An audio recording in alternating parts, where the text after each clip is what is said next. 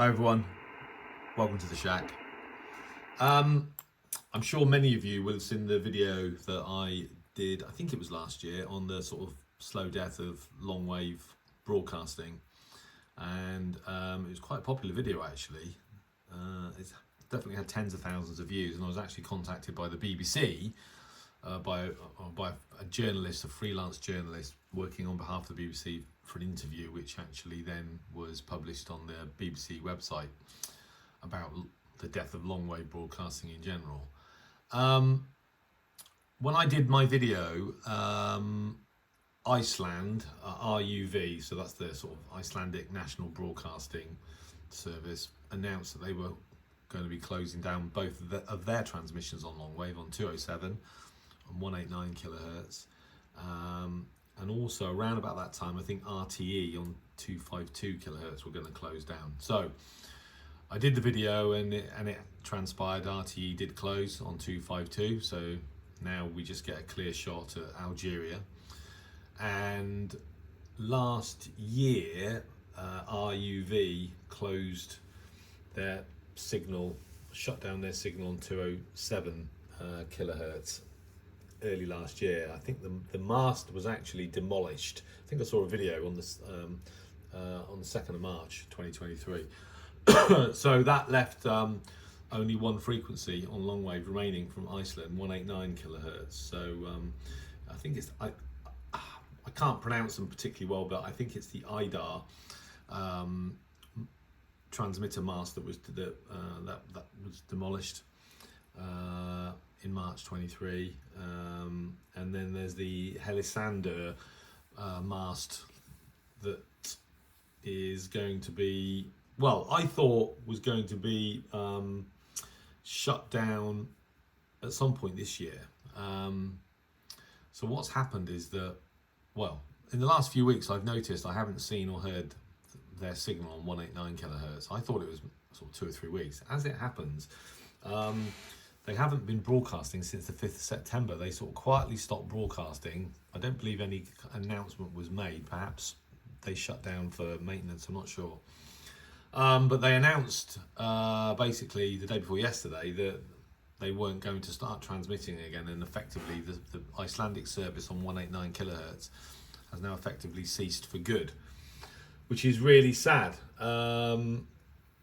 because that now means that we're literally left with, and I'm tuned to 189 kilohertz here, so I think there's like basically we've now got 4 stations remaining. We've got Antenna Satellor on 153. Let's go AM. But they're using reduced power, I know.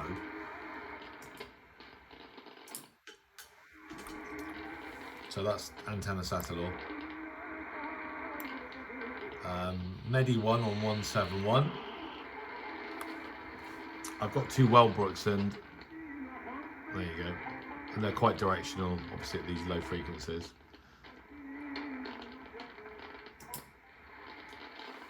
Obviously BBC Radio 4 on 198. Only an opportunity if the parties concerned want to take it. Now, Khalil Al-Hayya, who was his number 2, he's based in Doha, in Qatar. I went to see him to interview him a couple of weeks ago. Plus 40 dB with me here. He did a speech. He said, very defiantly. Then we've got Polski 1 on 225.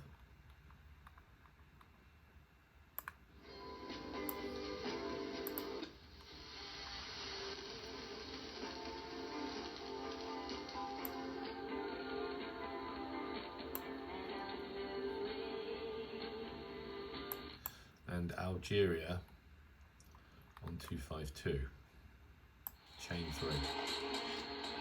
And watch the signal from Algeria when I change from one. My Wellbrooks are at the bottom of the garden, but they're perpendicular to each other. So watch Polski Radio on 225, signal reduce, and watch Algeria. There you go. It's a really good example of how directional they are. So now the Algerian signal is huge, with the antenna pointing in the right direction, plus 30 dB. S9. So there you go. So it's a real shame that we've lost Iceland for good now. I mean, their signal was never huge with me here in Oxford anyway, sort of obviously, but you know, you could hear them okay. It was certainly, you know, some nights on you had to use the lower sideband because of obviously the sort of adjacent channel interference from Radio 4.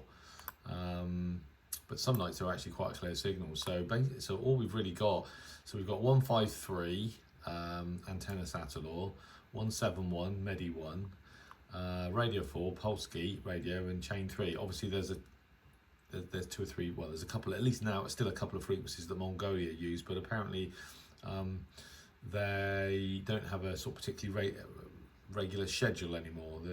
They're heard irregularly, and obviously they're almost impossible to hear from here. So kind of left with 5 signals on longwave that are a decent copy here in the UK. And BBC Radio 4, as we know, is also going to close at some point. I'm sort of still hoping that someone will put some pressure somewhere, but I doubt it. So it may not be much longer before we're literally left with the 2 North African stations, Poland and Romania, and then that's it. So what a shame. So but yeah, I'm not sure. I don't think that any announcement was made by RUV. They just stopped broadcasting on the 5th of September on 189 kHz, and nothing more was said until the 17th of October, so effectively the day before yesterday, just saying that they won't be coming back on air. So we've lost another one. Such a shame. I love longwave. Now, there is a very low power station being set up by somebody who's on YouTube, Northern. I can't remember his subscriber, his channel name actually. I think he's got. Was he going to call it Arctic Radio or something? But he's using 252 kHz, and I think he's using like 100 watts or something. So that would absolutely carry to my QTH, but not with the Algerian signal chain 3 on the same frequency. So I will have a listen out for that low power station. I think it's a few months away, but yeah, so unfortunately down to 4 stations on longwave that are of any use really once BBC Radio 4 closes down, but I'll still be listening until the final signal shuts down. Hopefully not in my lifetime. You never know. I've said before that for countries with a sort of large area, such as Morocco, Algeria, etc., longwave makes a lot of sense because obviously its propagation is dominated as a ground wave, so it travels great large distances, particularly at night. Poland is another country with quite a large area, so that you can understand why that works, and also Romania. But in smaller countries, it's just the cost is prohibitive. And also, I think the reason that Iceland gave is that, you know, not many people in Iceland have got radios, particularly in cars, that have got a long wave capability, which is, I suppose, is true. So the receive technology has kind of accelerated away from long wave technology, which is obviously, you know, more than 100 years old.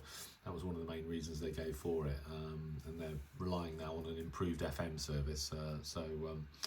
Yeah, it'll be interesting to see. I know that regionally, so for like in South America, shortwave is still important regionally. In countries like Brazil, etc. I know because I've been there, and people are still listening to shortwave in the same way that we would listen to FM or DAB. And perhaps particularly in those 2 North African countries, longwave is obviously still important, and you can still buy radios with a longwave capability. It's just in the, you know, where we are in Europe and particularly, longwave is definitely dying a death, which is a real shame. But there you go. So anyway, 1 more down, and 5 to go effectively on longwave. It's a sad day for me, but I knew it was coming, and it was kind of done sort of sneakily, really, when they stopped transmitting, and then just decided 2 days ago that they weren't going to recommission the transmitter on 189 kHz. So there you go.